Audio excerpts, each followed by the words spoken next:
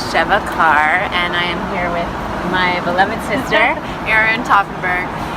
We are working together on a project to contribute to the global efforts to end human trafficking, and so excited to be here at the United Nations, where we're presenting our work in a panel discussion, and where we met the women 4 years ago that inspired this project, the very original Big Sisters from Iceland. So we are thrilled to be inviting you to join us via what they launched through what they call the Jungle Telegraph, woman to woman, Kitchen table to kitchen table. It's now hoping to spread virally around the world so we can do something about this important issue.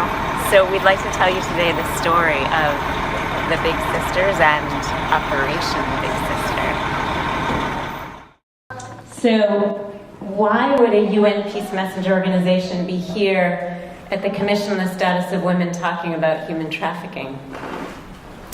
You know, when I attended my first CSW, I learned that more women have died in gender-based violence than all the soldiers in all the world's wars in all of history combined, because of their gender.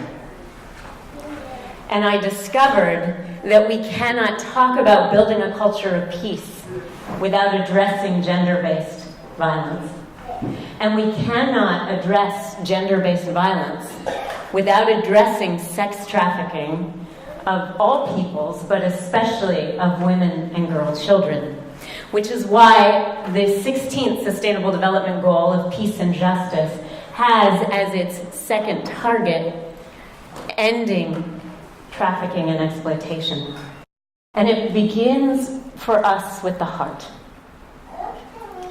with appreciating all of you who are here in this room, that each of us is only one person, but each person that does what they can do in concert together with other people becomes that trimmed-up solution that changes the entire direction of our humanity. Involved in the sex trafficking world at any given time, there are always three players: the trafficker, the seller; the trafficked person, the sold; and the buyer. And without a buyer, there is no need for supply, and the seller makes no money. So while much of our focus on the panel today, all of us as panelists have in some way or other touched all three corners of this triangle. But our first focus on the panel is the purchaser. And what I'm going to invite us to do, if we can reserve judgment, is hold everyone in this triangle in compassion.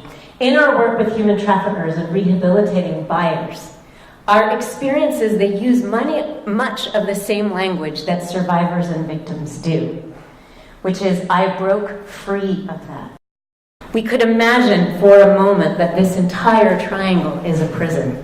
So our first investigation here is looking at how we stop the perpetrators, the buyers.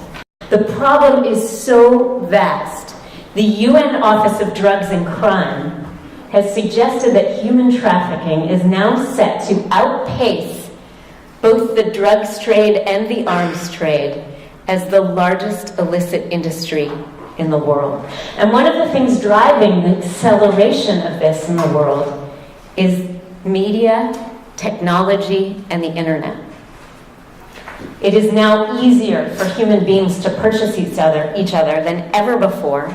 75% of children sold for sex were purchased online. Those of us working in this field, whether we work with government, law enforcement, UN agencies, or NGOs, have been looking at this primarily as a crime and a human rights violation, which of course it is.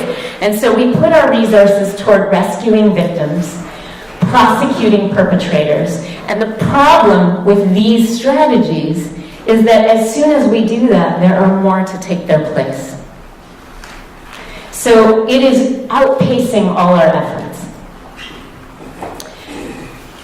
To conquer this issue, we decided we need to think about human trafficking the way the traffickers do. If I have a couple of these AK-47s in my back seat, when I pass through a border, or let's say I have some of this crack cocaine in my trunk, there's evidence of a crime. But if I have one of these sitting in my back seat, and this is horrific to say, but it's true, one who has been properly manipulated, coerced, brainwashed, and threatened to say the right things, there is no evidence of a crime. And not only that, it's very efficient, because her I can sell over and over and over again. And each one of these things I have to reacquire and resell, and each one of those transactions is a personal risk to me. So as a human trafficker, selling her is good business. For the human traffickers, human trafficking is a business. And all business is driven by demand. Now, there's some interesting things that we know about demand. Demand for paid sex. 20% of men worldwide have purchased sex, but 25% of sex buyers around the world come from the United States. This gives us, those of us in that little green dollar sign over there, a huge zone of influence to make change.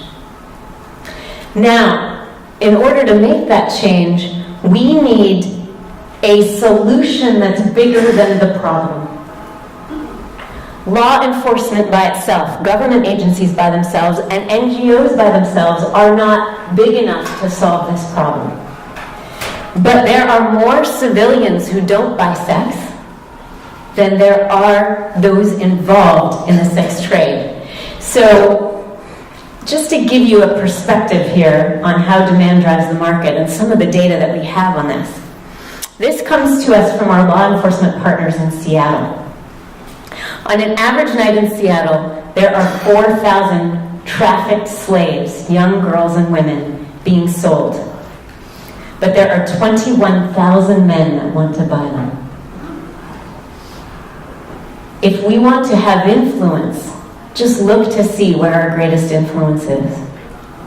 So how are we going to conquer that? Well, we need an army as big as the army of buyers and bigger. And that is the civilian army that we as NGOs, government agencies, and law enforcement can enroll in intercepting demand at no personal risk. So our partner at the District Attorney's Office in Alameda County so believes in this arm-in-arm collaboration between law enforcement and civil society that she said, community involvement is essential to combating demand for sex trafficking, often more impactful and permanent a solution than prosecution and law enforcement interventions. For this to work, it really requires that countries have legislation that empowers law enforcement and civil society to take action. Then there are countries and one state in the United States, Nevada, countries like Holland and Germany, where they've made trafficking legal and call it sex work, and supposedly regulate it that way. And then there are countries like most of the United States where sex trafficking and prostitution are illegal. And we might think, well, that's wonderful, that protects victims. But in fact, we have to acknowledge, even in the United States today, sex trafficking is the only crime in which the victims of the crime are made the criminals. There are children being trafficked in the United States today who are not old enough to consent for sex, but have been arrested and prosecuted for prostitution. When I heard facts like this at my first commission on the status of women 4 years ago, I have to tell you, I was devastated beyond belief, and my day job is teaching stress management. And into that room, onto this stage, thank goodness I couldn't move, walked this woman, Gudrun Jónsdóttir from Iceland. So Gudrun stepped on the stage and she said, after statistic after statistic and data point after data point of the horrors going on, enough! In Iceland, we don't just sit around whining about these things. We get up off the couch and do something about it. And she proceeded to tell a story that I'm going to tell you right now. Good for a little story time? So in Iceland, they fought to pass the fourth kind of law. The laws first passed in Norway and Sweden, called the Nordic laws, which decriminalized the prostituted person, but criminalized the buyer and the seller. So when I saw Berlin on the stage 4 years ago, there were only 3 countries that had passed this innovative law. Sweden, Norway, and Iceland became the 3rd. They fought for 10 years to pass this legislation. Now, by the way, we've added Canada, France, Northern Ireland. On the day the law passed, the Icelandic women gathered, the lobbyists gathered, and had a champagne toast, as is their favorite thing to do. And while they were drinking champagne, onto national television came the Icelandic police chief, who said, "This is the stupidest law I've ever heard of. Prostitution is the oldest profession in the book." Now, most of us in this room would say it's the oldest oppression in the book. He said, "I have no intention of implementing this law. I don't have the staff, the resources. Forget it. This is a stupid law." Well, at that point, over a good amount of champagne, you'd think I just had some, but I hadn't. Over their champagne, the Icelandic woman said, "Enough. We've tried to play by the rules. Now we're going to take matters into their own hands." So what did they do? Well, if the traffickers and the buyers can buy anonymous phones and place ads in the paper and online, why can't we? So they placed decoy ads, and the younger they said they were, the more calls they got. Within an hour of placing their first ad, they received over 300 phone calls. And they picked up the phone and said, "Big sister is watching you." When they got bored with that, they said, "Why are we doing this? Oh, right, to help the poor police who don't have enough money and resources. Well, let's help them a little more." So when buyers called for sex, they said, "Here's the address," and they sent them straight to the police chief's house for services. So their antics went on, and we don't have time to tell you their whole story here, but we are working on a feature film to tell their story in a movie. After a period of time, they had gathered over 140 names, phone numbers, and email addresses of buyers of sex, as well as pictures of their penises that they sent when they solicited sex. So they decided it was time to hold a press conference, but realized that their anonymity was their power. Because bit by bit, they began to destabilize the sex trade in Iceland, because men didn't know when they were calling to buy sex from a child if they would get instead their mother, or their wife, or their sister, or their girlfriend on the phone. So they invited all the buyers to their press conference, telling them it was going to be hot women models from Eastern Europe. And they also invited the press, and they wore neon burqas. They had a penis PowerPoint and asked everyone in the audience, "Does anyone recognize that one?" And then, as you can see in the bottom picture here, in the Icelandic cold, they marched the 144 names, email addresses, and telephone numbers to the police chief's desk with the media following them.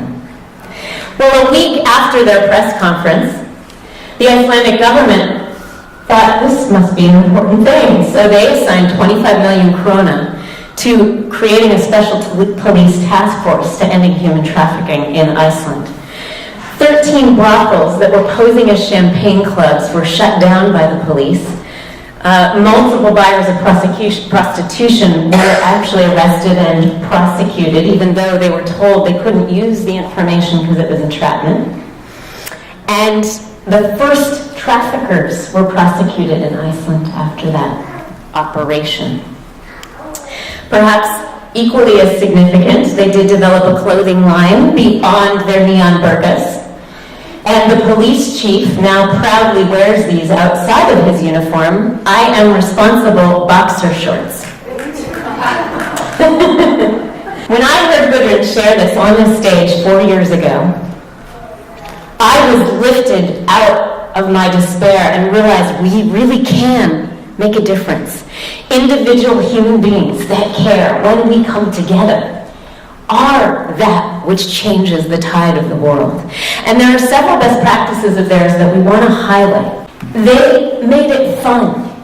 And the fun and the playfulness and the humor and the non-shame-based humor and the engagement of the perpetrators created that coherence that went viral. It spread in Iceland through the Jungle Telegraph, kitchen table to kitchen table. Not all of the big sisters even know each other. They also celebrated every small win along the way with champagne. That doesn't hurt. But those things kept their positive emotional fuel going so that they maintained their coherence and they maintained their solidarity, and ultimately they also collaborated with law enforcement to intercept demand. So finally, they used the same tools the traffickers do: anonymity and technology. So at Operation Big Sister, I ran up to Gudrun. I'm not a filmmaker, but I was like, this story has to be told to as many people as possible. So I asked her if anyone had bought her life rights, and she laughed out loud. We now have the life rights to the 85 Big Sisters. We're in development on a feature film about their lives. We're also creating a documentary film about them and other grassroots efforts that are effective at ending human trafficking. So if you have one out there, come see us afterward. We may want to include you in our documentary. We are also building an online platform for action at operationbigsister.com, where eventually anyone can log in from anywhere in the world and intercept callers from buyers of sex based on decoy ads and be a big sister.